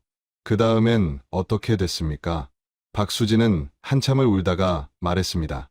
소연이가 일어나서 저를 쳐다봤어요. 눈빛이 너무 차가웠어요. 그리고는 아무 말 없이 돌아서서 걸어갔어요. 어느 쪽으로요? 건물 반대편이요. 정문 쪽이 아니라 후문 쪽으로요. 당신은요? 저는 그 자리에 서 있었어요. 소연이 뒷모습을 보다가 겁이 났어요. 부모님한테 이 일을 말하면 어쩌나 싶었죠. 그래서 저도 반대의 방향으로 갔어요. 강민석 형사는 찬찬히 물었습니다. 그게 마지막입니까? 동생을 본 게? 네. 그 후로 동생한테서 연락은 없었습니까? 없었어요. 동생이 어디로 갔을 거라고 생각합니까? 박수진은 고개를 저었어요. 모르겠어요. 저는 정말 몰라요. 그날 이후로 소연이를 못 봤어요. 형사는 더 파고들었습니다. 혹시 동생이 그 상태로 어디 갔을 만한 곳이 있습니까? 친구 집이나 다른 장소? 소연이는 친구가 거의 없었어요. 학교와 집만 오갔죠. 그럼 왜 13년 동안 이 사실을 숨겼습니까? 박수진은 목이 메었어요. 무서웠어요. 제가 소연이를 마지막으로 본 사람이잖아요. 게다가 싸우기까지 했고요. 사람들이 저를 의심할 게 뻔했어요. 그래서 그냥 모른 척했어요. 부모님한테도요? 네, 부모님한테도요. 강민석 형사는 한숨을 쉬었습니다. 이 진술이 전부 사실이라면 박수진은 동생을 밀쳐서 다치게 한 것까지만 관련이 있고 그 이유는 정말 모를 수도 있었어요. 하지만 뭔가 석연치 않았습니다. 박수진 씨, 정말 그게 다입니까? 더 숨기고 있는 건 없습니까? 박수진은 고개를 저었어요. 없어요. 제가 아는 건 다 말했어요. 형사는 진술 조서를 마무리했습니다. 일단 귀가하셔도 됩니다. 하지만 출국 금지 조치가 내려질 겁니다. 그리고 언제든 다시 소환될 수 있습니다. 박수진은 힘없이 고개를 끄덕이고 조사실을 나갔어요. 4월 3일. 형사들은 박수진의 진술을 바탕으로 수사 방향을 재정비했습니다. 만약 소연이 건물 뒤편에서 다친 후 후문 쪽으로 갔다면 그쪽 방향을 집중 수색해야 했어요. 대학 후문 주변은 당시 인적이 드문 곳이었습니다. 야산으로 이어지는 작은 길이 있었고 그 너머엔 주택가가 있었죠. 형사들은 그 지역 주민들을 다시 찾아가 물었어요. 하지만 13년이 지난 지금 당시를 기억하는 사람은 거의 없었습니다. 그러던 중 한 명의 증인이 나타났어요. 후문 근처 작은 슈퍼를 운영하는 65살 노인 한국진이었습니다. 그는 형사들에게 말했어요. 1993년 그때 이상한 일이 있었죠. 무슨 일입니까? 5월 중순경이었을 거예요. 저녁 7시쯤 됐는데 젊은 여자가 슈퍼 앞을 지나갔어요. 손에서 피가 나고 있었거든요. 형사들은 긴장했습니다. 얼굴을 봤습니까? 어두워서 잘 안 보였어요. 하지만 대학생 같았어요. 가방을 들고 있었거든요. 어느 방향으로 갔습니까? 야산 쪽으로 올라갔어요. 신고는 안 하셨습니까? 한국진은 고개를 저었어요. 그때는 별 생각 없었어요. 그냥 넘어져서 다친 줄 알았죠. 나중에 실종사건 뉴스 보고도 그게 그 학생인지 몰랐고요. 형사들은 즉시 야산 수색을 시작했습니다. 대학 후문에서 300m 정도 떨어진 야산은 울창한 나무들로 뒤덮여 있었어요. 당시엔 등산로도 제대로 없었고 사람들이 잘 가지 않는 곳이었습니다. 수색견을 동원했고 형사들이 직접 숲을 헤치며 찾았어요. 4월 7일, 야산 중턱 외진 곳에서 뭔가 발견됐습니다. 낡은 가방이었어요. 13년 동안 비바람에 노출돼 있었지만 가죽 재질이라 완전히 썩지는 않았습니다. 형사들은 조심스럽게 가방을 들어 올렸어요. 가방 안에는 악보 몇 장이 들어 있었습니다. 오랜 세월로 종이가 바스러졌지만 아직 글씨를 알아볼 수 있었어요. 쇼팽 녹턴, 박소연의 가방이었습니다. 가방이 발견된 곳에서 10m 떨어진 곳, 나무 뒤편 움푹 패인 곳을 더 파헤쳤어요. 그리고 그곳에서 인골이 발견됐습니다. 13년 만에 박소연이 발견된 거예요. 여러분, 13년 동안 야산에 묻혀있던 박소연. 언니 박수진은 정말 동생을 밀친 것 같지만 관련이 있을까요? 아니면 더 큰 비밀을 숨기고 있는 걸까요? 발견된 유골과 주변 증거들이 말하는 진실은 무엇일까요? 그리고 왜 소연은 야산으로 올라갔던 걸까요? 모든 퍼즐 조각이 맞춰지기 시작합니다. 가장 충격적인 진실이 당신을 기다리고 있습니다. 2006년 4월 8일 오전 10시 국립과학수사연구원 부검실에서 유골 검사가 시작됐습니다. 13년 동안 땅 속에 묻혀있던 뼈들이 조심스럽게 펼쳐졌어요. 의류는 대부분 썩어 없어졌지만 일부 섬유 조각과 금속 단추 몇 개가 남아 있었습니다. 국과수 법의학자 정수민 박사는 유골을 정밀하게 검사했어요. 사망 당시 연령은 20대 초반으로 추정됩니다. 여성이고요. 강민석 형사가 물었습니다. 차이는 무엇입니까? 정 박사는 두개골을 가리켰어요. 후두부에 골절이 있습니다. 둔기에 의한 타격으로 보입니다. 사고사 가능성은요? 배제할 수 없습니다. 낙상이나 넘어지면서 머리를 부딪혔을 가능성도 있어요. 하지만 타살 가능성도 열려 있습니다. 형사는 긴장했어요. 다른 특이사항은 없습니까? 정 박사는 손뼈를 들어 올렸습니다. 오른손 네 번째 손가락, 약지 부분에 오래된 골절 흔적이 있습니다. 그게 사망 당시 생긴 건가요? 아닙니다. 이건 훨씬 오래전 골절이에요. 적어도 몇 년은 지난 흔적입니다. 치료를 받았던 것으로 보이고요. 강민석 형사는 박소연의 의료 기록을 확인했습니다. 기록을 뒤져보니 1990년 소연이 19살 때 오른손 약지 골절로 병원 치료를 받은 기록이 있었어요.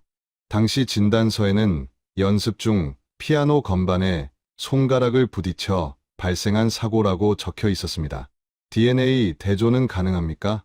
네, 치아와 대퇴골에서 시료를 채취했습니다. 유족의 DNA와 대조하면 신원 확인이 가능합니다.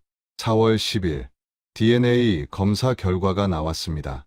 유골에서 채취한 DNA가 부모와 친자 관계를 나타냈어요. 박소연이 맞았습니다. 박정수 부부는 경찰서에서 이 소식을 들었어요. 어머니 김영숙은 그 자리에서 쓰러졌습니다. 소연아, 우리 딸 13년을 기다렸지만 돌아온 건 뼈뿐이었어요. 아버지 박정수는 말없이 눈물만 흘렸습니다. 64살이 된 그는 13년 동안 매일 딸을 기다렸어요.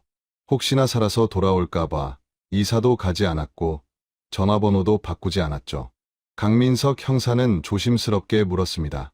따님이 1990년에 손가락을 다친 적 있다고 하셨죠? 박정수가 고개를 끄덕였어요. 네, 연습하다가 다쳤어요. 정확히 어떻게 다쳤습니까? 피아노 뚜껑이 갑자기 닫히면서 손가락이 끼었다고 했어요. 혼자 연습할 때였습니까? 박정수는 잠시 생각했습니다. 아니요, 큰딸 수진이가 옆에 있었어요. 수진이가 황급히 뚜껑을 들어 올려서 빼냈다고 했죠. 형사는 메모를 했어요. 당시 수진 씨는 뭐라고 했습니까? 미안하다고 울었어요. 자기가 실수로 뚜껑을 건드렸다면서요. 강민석 형사는 뭔가 이상함을 느꼈습니다. 4월 11일 박수진을 다시 소환했어요. 이번에는 분위기가 달랐습니다. 유골이 발견됐고 사망 원인도 밝혀졌으니까요. 강민